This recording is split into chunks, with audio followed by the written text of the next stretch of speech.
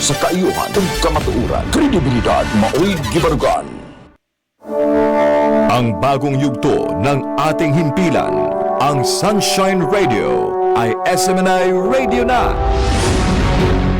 Patuloy kaming magbibigay ng mga balita, impormasyon, serbisyo at inspirasyon para sa Diyos at sa Pilipinas nating mahal. Ang SMNI Radio ay magsisilbing totoong boses ng bayan at maaasahan sa panahon ng pangangailangan. Handa ang SMNI Radio na maging kasama sa bawat yugto ng buhay ng mga Pilipino. Inyong maaasahan na patuloy na magsusulong ang SMNI Radio ng pagbabago at pag-unlad.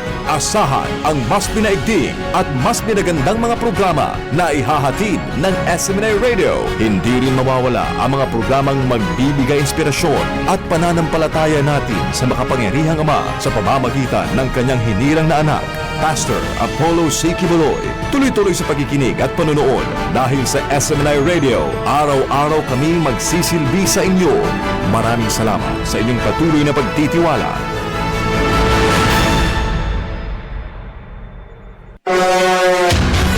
Serbisyong Kapartner ng Bayan.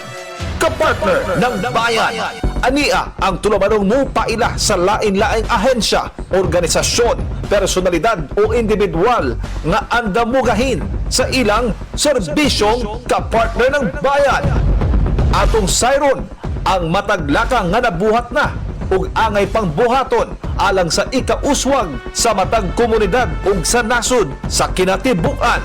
Serbisyong Kapartner ng Bayan. Ania na ang atong kapartner nga makauban karon.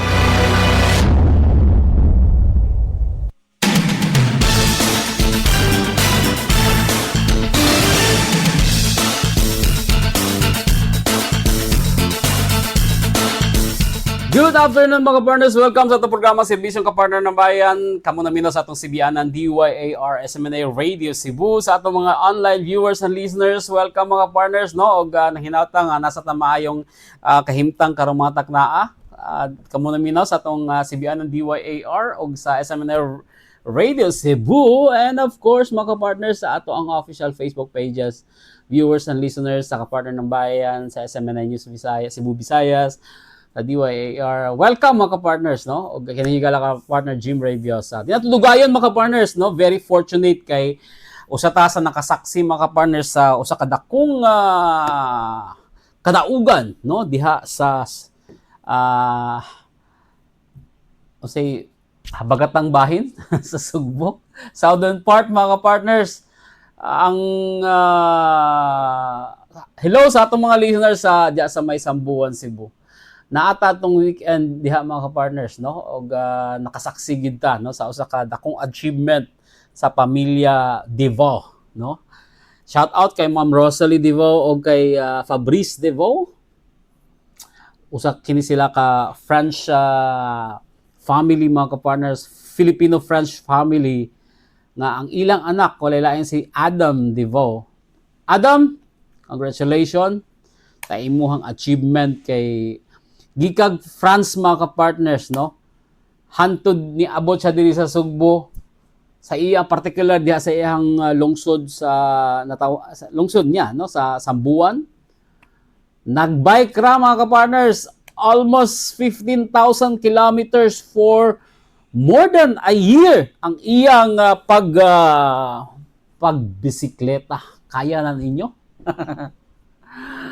Og it so happen mga partners, no, nagkahatagan taga-privilege nga makatambong sa ipahigang press conference na sa pamilya dito sa Samboan mga partners. Ako i-share sa inyo mga partners. Nindot kaayo ni siyang mga impormasyon nga nakuha nato kay Adam mga partners kung yun sa niya pagdesider ang gikan sa France, magbike na lang siya hantod Pilipinas. Posible ba? Di ba? Una-una ka ba kaya ba ni? No? Pero kaya mga partners, kinahitabo naman. Pero di po basta-basta ang bike ang gigamit, no?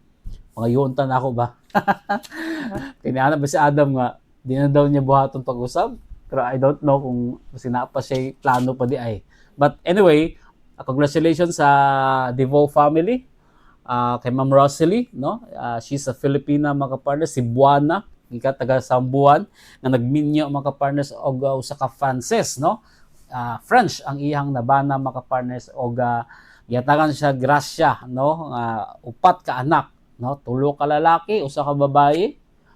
Og naa ang 3 ka lalaki mga partners na atong the time no they celebrated the victory of Adam mga partners. Og di na to dugayon, paminawon na to mga partners giunsa ni Adam no kining iyang journey pinaagi sa pagbike, pagbisikleta gikag France hantod Pilipinas mga partners. So imagine no, from France giagian niya ang mga European nations down to Turkey. Ang Turkey mga partners boundary na una no. Part sa Turkey is Europe no, particular ang Istanbul ang ilahang capital. Part sa capital, the capital of Turkey is Istanbul, di ba? Ang Istanbul nga capital natunga pa yun na siya. Na part sa Europe, na part sa Asia. So, from there, hanto ni agi siya sa Middle Eastern countries, Afghanistan, na-mention ba Afghanistan? Iran, no? Grabe, no? Grabe ang journey.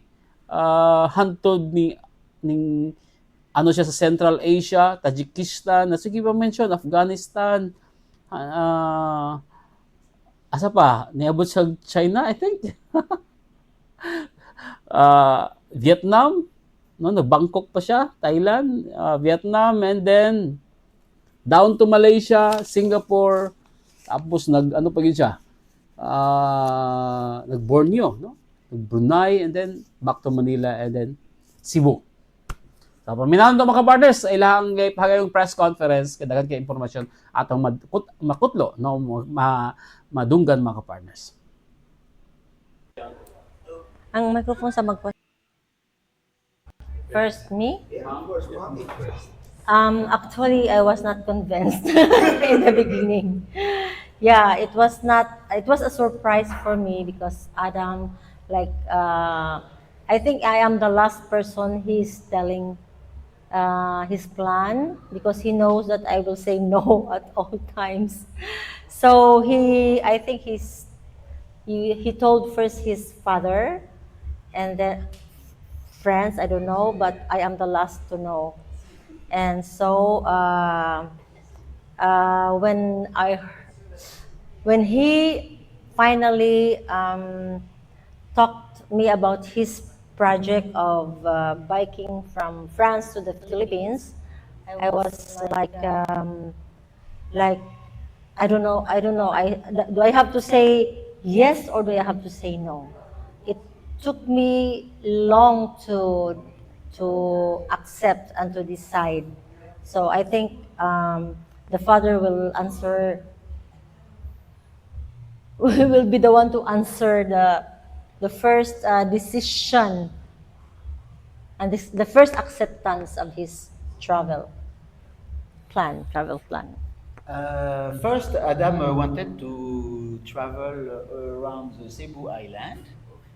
Then, after he asked about to travel around the Philippines, which he did not push through, but then he came with this idea to travel all the way from France to the Philippines. I found it a very good idea. In many ways, excited also because I know he will find some good adventure, he will meet some people, and he will enjoy life because life is all about, I think first is to enjoy. Especially if we have the luck to have a good mind in a good body, if we can enjoy the way, meeting other people, meeting other culture, meeting other travelers. So I was happy he had this plan. I knew it was a bit maybe more difficult for Lolot, my wife, but I knew she loves Adam. She has a faith in God. So I knew slowly she will accept, and that's what she did. And Lolot, merci beaucoup. It was like a strong effort for you to accept. You did it because you love Adam, and so c'est très bien. How long did it take you to accept it? Like 1 year, 2 years? No, because actually I learned that he's planning to do this trip. I think it's just like a month or I don't know. Me? It was just very short time. So it was like the month before we go to France. So this when these days like pass, like my heart beats faster as well, because in the beginning I was really like very afraid when the day will come. The day will come when he will start his biking journey. So that's So Adam, this time, how did you come up with this idea and how did you make plans? I mean, how the itinerary and where to go and how was the process? It's funny because it was truly just point A and point B. It was France and Philippines. I had zero idea. I went through ChatGPT like a week before I started, saying like what countries I needed visa. It told me the wrong things, so I just decided, okay, never mind. I'm just gonna start and see where it goes. So it Because was things spontaneous change. most of the time, huh? Yeah. Everything was done on the spot. I mean, the world changes so quickly. It's all about just adaptation. There's nothing else you can do and just adapt. And it's a skill to be able to adapt and to accept the things that happen. And yeah, that's how I did it. So no planning, just talk to people, what they recommend, what they say. Yeah, that's it. That's my whole planning is no plan. Just keep biking every day. So I checked your feed and we saw your medical highlights, of course. But social media doesn't always show the lowest moments, right? So what was the single most physically and mentally grueling day of this trip? And what did you tell yourself to keep going?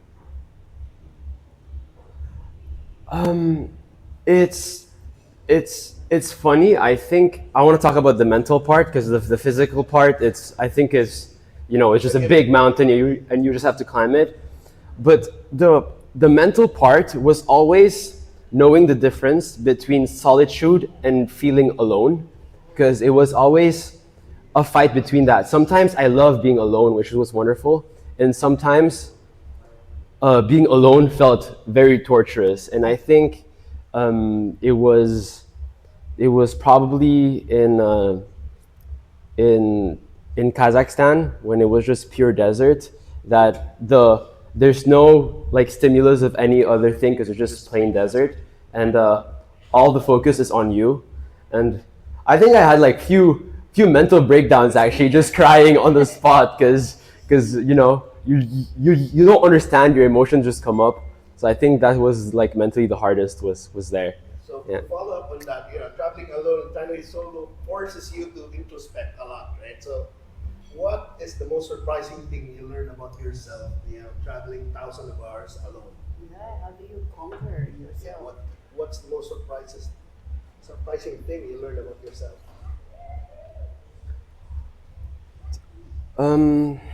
Wait, let me think about that for a bit.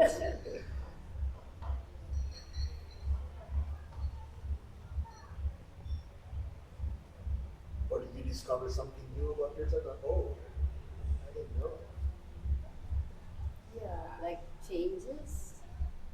I think it's funny because it's more of the image of self, mostly in trips like this, actually kind of breaks down.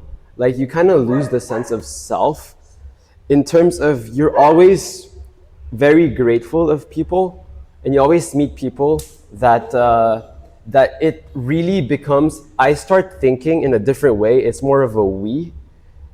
It's a weird thing that I think now that I'm being back to like normal life, I'm slowly becoming more selfish again. So I think, I don't know, it's hard to explain. I don't have the right words to formulate what I'm saying, but I think it's just, like a deconstruction of myself, and I see more of wanting to be with humanity and experience things with people. Yeah. Yeah, so you mentioned that solo travel forces you to interact with locals. So can you share a story of an unexpected act of kindness from a stranger in a foreign country that completely restored your energy when you were exhausted? Yeah, when you want to give up. Story to share. Yeah, I think a wonderful moment that I really appreciate was I was having a really bad day in Turkey because my bike kept getting flat every day. There was a problem with the tire that I think like there was like a needle that was stuck in it, and I was very like low, and I decided to sleep outside the village because it was like the only village around, and the people there were like told me to just go to their house, and when I went to their house, there was no talking at all. It was purely just communications through nodding, through receiving, and you realize that like with such a like a separate like I can't relate to anything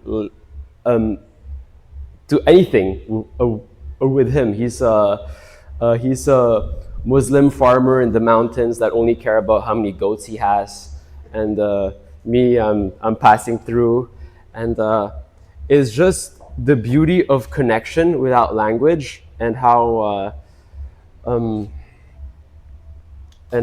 people are always there to help. People love helping.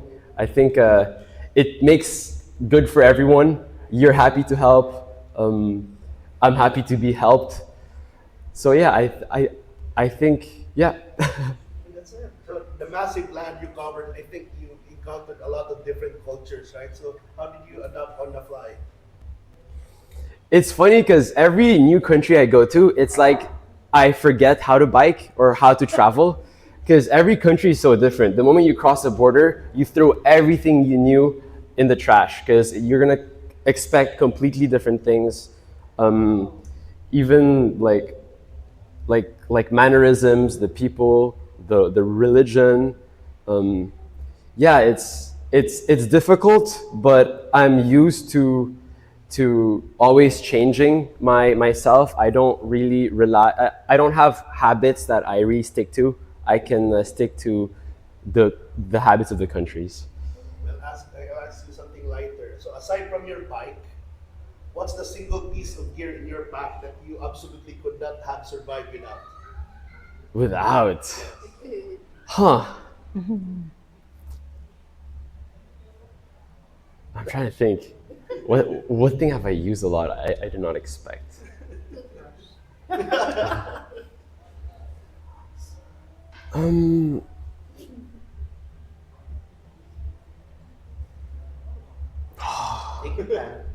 Yeah, I think I'm gonna go with wet wipes. Oh. It's a nice way to store water in cloth, and you just wash you can wash yourself. You can do the dishes with it. You can clean things. Wet wipes are the best. So I'm gonna show you my last question so I can give them a chance. Yeah. So I'm a food blogger. So for you, what's the ultimate? You burn 1,000 calories every day. So what was the best meal you stumbled upon your journey? And conversely, what was the strangest survival meal you had? Okay. The best meal I got was in Vietnam. It was sticky rice.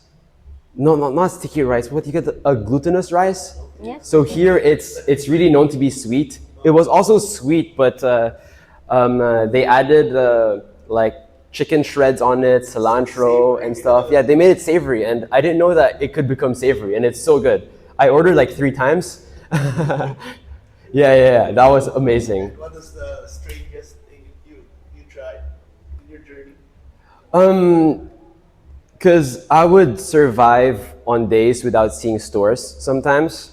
So I always, at my worst, I would get instant noodles. I would poke a small hole so the air can escape, and I'd like crush the noodles so it turns into like powder noodles. So now I can stack those up. So I get like 10 packs of noodles in a really small space, and I just eat dried crushed noodles with the seasoning like that. Yeah. Yeah. No nutrients, nothing. Yeah, just calories.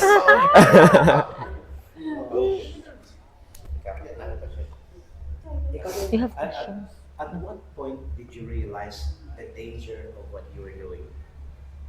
What did you realize that it was? Because I'm sure your mom had dangerous? something like, oh no, I wish you wouldn't go, you wouldn't travel. But at what point did you realize, like, wow, this is really serious? I could get in trouble with friends, so I could, something bad could happen. I think my philosophy on danger is if I don't die, it's not dangerous.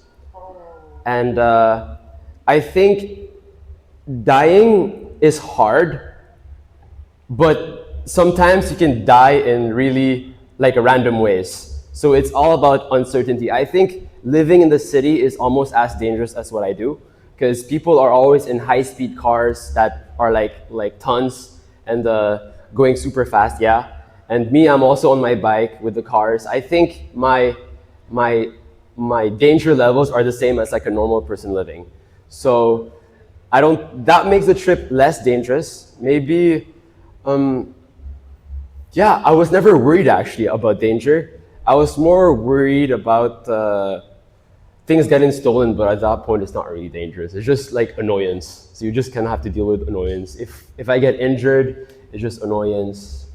So yeah. So it's walk the viewers quickly how you go to like going into different countries. If you have to make a stop at immigration, then you have to restock on your supplies. How often did you do this? The thing about cycling is you're most likely on a road, and roads go somewhere. So it was never a trouble of finding maybe a small store or a small house. So stocking was very easy. And for borders, never illegally cross in a country, because that's gonna cause you some troubles leaving the country or entering the other country you're trying to enter.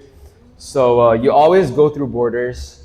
I was caught illegally crossing into China from Tajikistan, and immediately got escorted out. So yeah, the recommendation is just like don't do it illegally, do all the process, do the visas, pay all the fees. It's a lot of paperwork, a lot of time, and annoyance, but it's the only way. Yeah. Okay, my last question is, I took a video of you, I posted a video of you speaking with your uncle and your aunt, where you said, I actually realized that I'm in paradise, and I chose to live in a tent, because if I didn't choose to do this, to do all this hard work and challenges, I wouldn't be able to grow. So what areas in your life do you think that you've seen grow, or what aspects have you learned which make you a different person now? I think the biggest thing that I learned that I'll carry for the rest of my life is the comfort in uncertainty.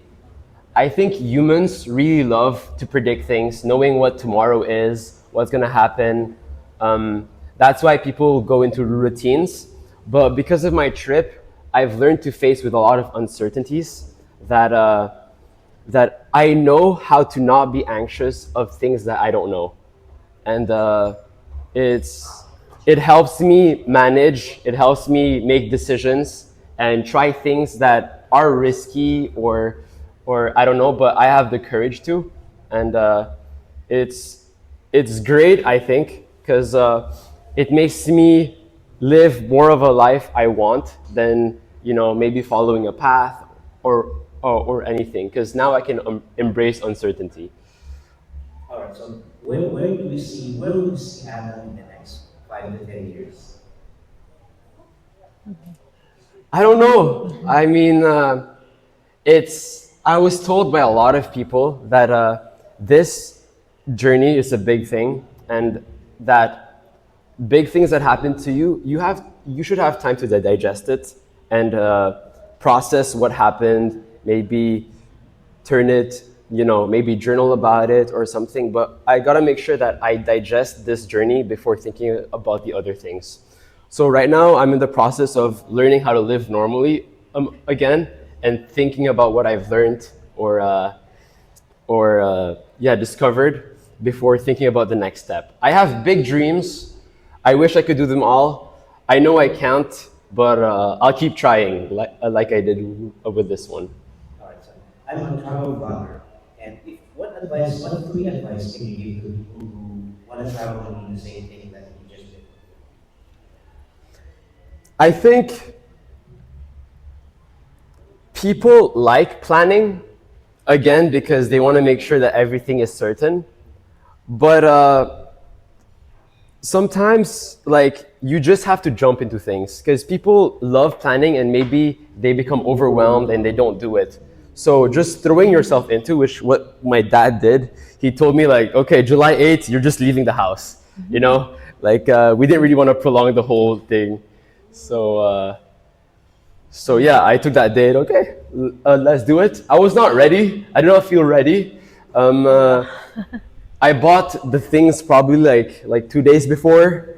I did a test trip and I got very dehydrated where I didn't even feel thirsty anymore and I was getting pale. I don't think I told you guys that. But yeah, I went for it and everything went well. So yeah, just if you plan things, like go for it. Things are gonna work out well. Traveling brings you to situations you've never been in, so it's a good crash course in managing new problems and problem solving. Another tip that I'd give is traveling is really bad when you have intentions to educate or teach, because traveling, I think that stains traveling. Traveling is all about accepting and understanding, absorbing, yeah. Where you don't put your ideals to everyone. You let like things go to you and happen and listen. And you know, because it's common to become ignorant or to be afraid to try new things. But it's good to learn how to accept things, yeah. And last one, I think if you're not having fun, don't force yourself to do something. It's all about traveling, it's all about enjoyment too. Because we're lucky enough to be able to travel the world for pleasure, not for like being, you know, like forced to leave or, yeah. So it's important to do things at your own pace. Don't really let people's expectations really dictate what you do or you achieve. It's important to put yourself first. Thank you. So now this is for, we'll give you a time to rest, so this is for the parents. So what was your exact thought and emotion when you finally see Adam, you know, cross, you know, for the first time, like now back in Cebu, the first time you saw him, what were your thoughts and emotions like then? You finally saw him back home. Yeah, not that much actually, because we met Adam in Oman. We went there for Christmas, and I met Adam in Indonesia also. So it Finally was, in Samboan, no, yeah. yeah, finally in Samboan. It was more like for him, and also for our community, our family, etc. Like a success, because of course it was 13 months trip, so just a success not only for him but also for all of us. Yeah, I feel also part of the success, and thank you for that, Adam. Yeah. Lalat? I cried a lot. Yeah, it was so like it was different when we met him in other countries. Like going back home is really like a kind of relief in my feelings. Like I can say, okay, finally he's home and my worries will end now. Yeah, so it was more emotional when I met him here in Samboan. Although I met him already in Cebu City, we already have welcomed him there. But really but coming back here in Samboan is another emotional thing for me, and like na-relieve jud ko ba. And then my cry was not just for relieving my worries but being very, very proud of him. Yeah. Yeah. Final question for Adam. You spent over a year, biking through over 2,000 countries. When you are moving every single day, how did your definition of home change? And how does it feel to be back to the actual destination? It was actually funny because I realized this on my bike home. Last night I was rock climbing with my friends, and my friends asked me where I was going to sleep. And instead of saying my house, I said my parents' house. So it was the moment where I realized, like, maybe I shifted my definition of home because I said my parents' house, not my house. And I realized that now that I've lived like a big chunk of the world, is I kind of feel at home anywhere now. So I have little homes everywhere in the world, so I don't feel ever that far from home now, because I realize that, like, now mostly if I have phones, I'm always in contact with everyone. So yeah, it's weird. It's a weird realization. Yeah. It's home, like, Yeah. what's your home? Yeah, exactly. Yeah, Adam, now that you're home, do you have plans of contacting those people who help you along the way? Or do you have their own contact? Oh yeah. I'm so excited to tell everyone I'm home, show them where I am, and talk to them how they are. I've met probably thousands of people that help me. I can't contact all of them, but the few ones that I do, I can't wait to tell them, because they're very happy to see how I'm doing, because I think everyone's curious about what I do, and yeah, I miss them. I miss everyone that has helped me. So I'm so excited to chat them, send them videos, or like even call them. Yeah. Curious, if you want to travel again, would you still do your biking? No, I don't think so. I think no. It's maybe I'm saying that now because I just came from it. Yeah. Right now, I feel like I wanna toss my bike, or just like do like small like week trips, not big 1 year journeys. The bike was never really the focus of my trip. It's just the vehicle that brought me places. I'm not a cyclist. I'd consider myself more of a commuter, actually. So it was just a way of commuting the world. So it was really about the places I went through. So in any way I could go through the world, I'll gladly do that. It's just bike is a lot of independence. The only thing is that if it's rideable with the bike. Are you going back to your studies? Still working on it, deciding, seeing the best options, but hopefully we'll see. Talking to people, learning about like what, like I need some guidance, I need advice. Getting through, because it's a big decision. It's not only time, it's also money, and it's decisions that changed my life. And now I'm not afraid to reach out. So I'm asking a lot of people and really trying to see both sides of it. But yeah. Finally, how much did you spend for your trip? Mm-hmm. I wish I knew the exact numbers, because that's an interesting thing. The funny thing is, it's either people think it's like crazy cheap for what I did or crazy expensive for what I did. I did not pay for my flight to France. I did not pay for my bicycle, because it was a gift from them. So that's already pretty good. I told them that the flight back is the price of the bicycle, so just get me the bicycle for free.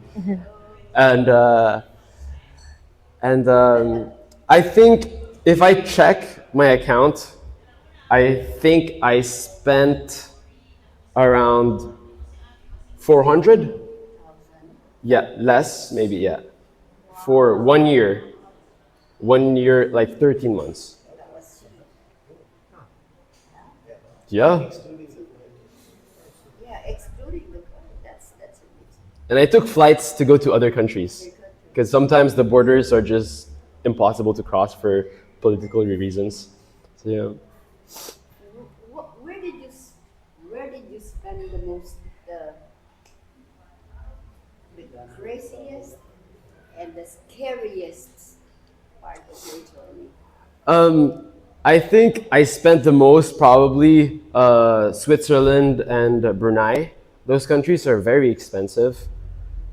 In Vietnam, I spent a lot because I kind of burnt myself out in Vietnam, where I would be so tired because I feel so close to home. The cultures are starting to be the same, and it's just a straight road that I have to go through.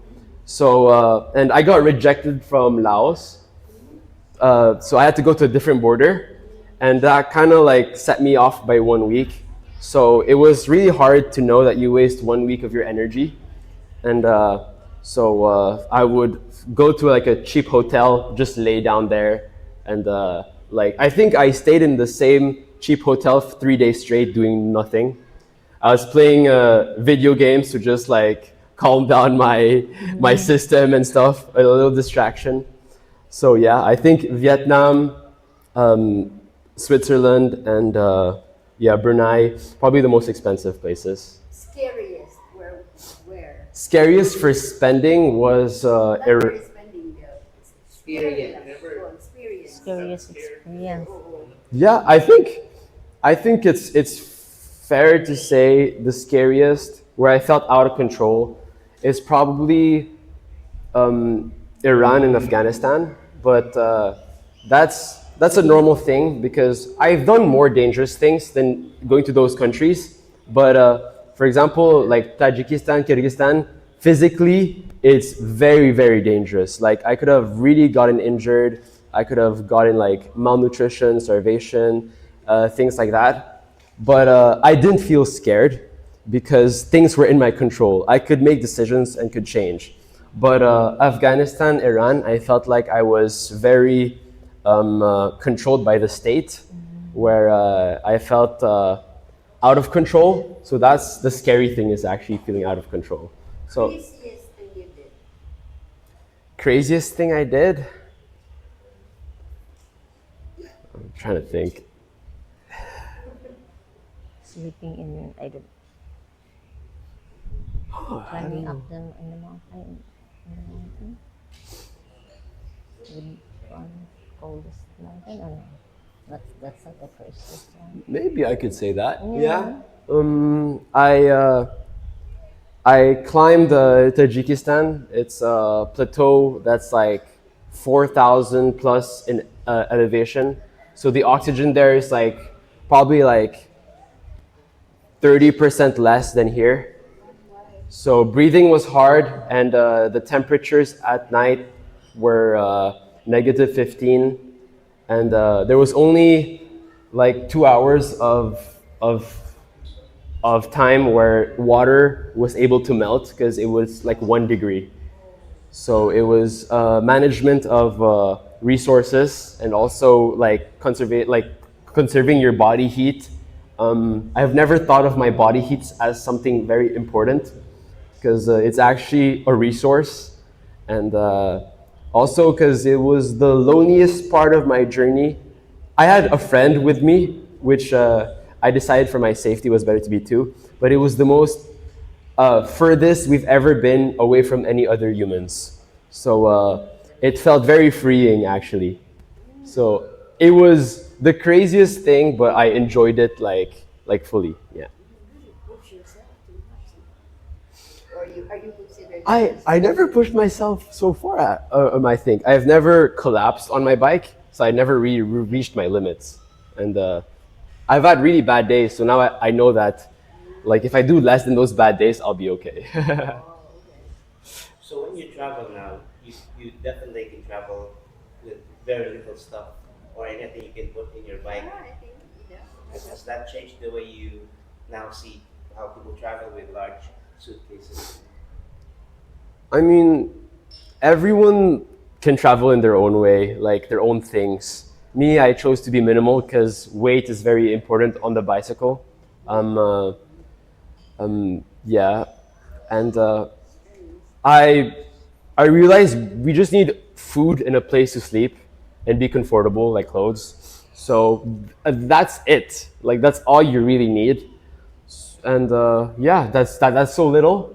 And yeah, I guess I became kind of a minimalist. I accepted my place. I never felt sad about my place. I was always comfy.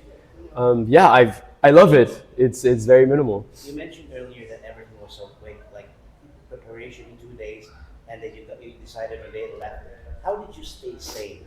Like how did you manage your emotional, mental health? And you mentioned breaking up a few times, breaking down expenses. How did you cope up with all these things? I think I was not sane. I think I let that go through me.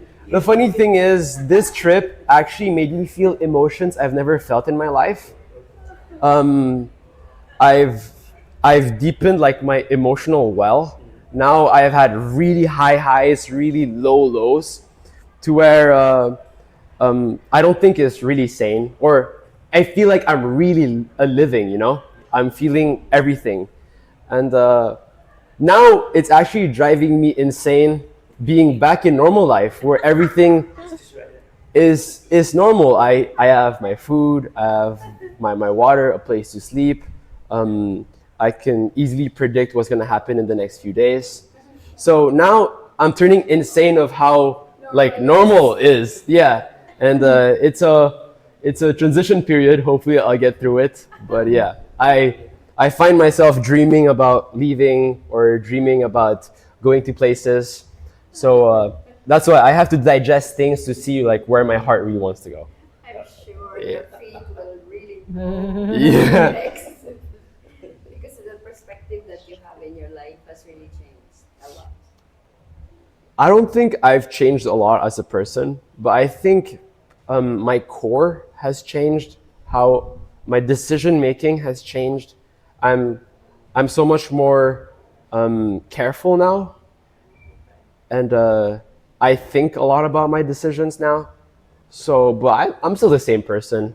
I think I have the same mind since I was like 10. So, yeah, like nothing really changes. The mom, how? Hmm?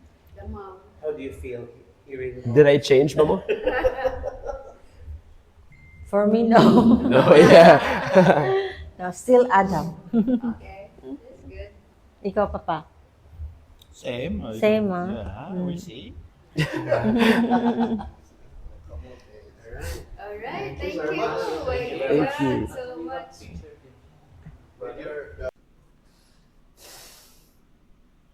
Bako na ang mga partners noon, doon na to ang press conference sa pamilya Desvaux. Diin mga partners, very inspiring, no? 20 years old, nag-birthday pa yun siya. Niya itong Sabado mga partners, no? Nag-start siya, 19 years old, abot ang usa ka tuig, hantod, niabot na po siya balik sa Pilipinas. At the age of 20, nag-celebrate siya mga partners. On that very day, sa iyang birthday, niabot siya sa Samboan mga partners. Nag-celebrate sila pagkagabi sa birthday celebration si yung pamilya, no, kay Adam, and then we had this conversation, no, sort of mini press conference ug daghan tay na kuha no nga impormasyon unsa ang kalisod nga iyang giagian, no, na he even prefer sleeping alone, no, nga wala sa mga kabalayan. Mas safe daw kung siya nakabalo siya nga siya lang alone, why nakabalo nga naa siya, kaysa naman na i-welcome siya sa panimbalay nga daghay nakabalo, and then wala siya kabalo kung siya may tabo sa iya. Syempre na siya mga gamit, di ba? Although ang mga gamit limited lang, he has blanket, tent, no? Mini stove, sa patong mga tama rin yun sa bike nga madala niya mga partners, no? And of course, siyempre, question po dito, yun sa lang niya ang iyang mga daily necessities, no? Naman yun na, no? Pagligo, saan na lang iyang kabalo na ta, no? Mga physiological na itong mga activities everyday. Yan ang i-mention mo kapag. Anyway, it's good thing natay fellow Cebuano naka-achieve nga ng milestone mga kapartners. Di basta-basta, no? Almost 15,000 kilometers ang yung travel mga kapartners. Kinaagila og bike. Now, there are times nga kinahanglan din niya magbarko, no? There are times po na kinahanglan po niya I think he mentioned about using plane because naay problema something na kinahanglan din niya, no? Well, of course, there's also always an exemption, no, about it. So as we have heard, no, in his statement, very fulfilling kaayo ang iyahang na kuha nga achievement nga di bike lang yun niya gikan sa France hangtod niabot sa diri sa Cebu. Congratulations, Adam, kay mong family, kay Ma'am Rosalie, kay Sir Fabrice, no, og sa imong mga igsuon ug sa tibok pamilya sa Desvaux mga kapartners. Salamat kayo mga kapartner sa iyong pagpaminaw. Dili natapos ang programang Serbisyong Kapartner ng Bayan. Ang Diyos manalangin kalatatan.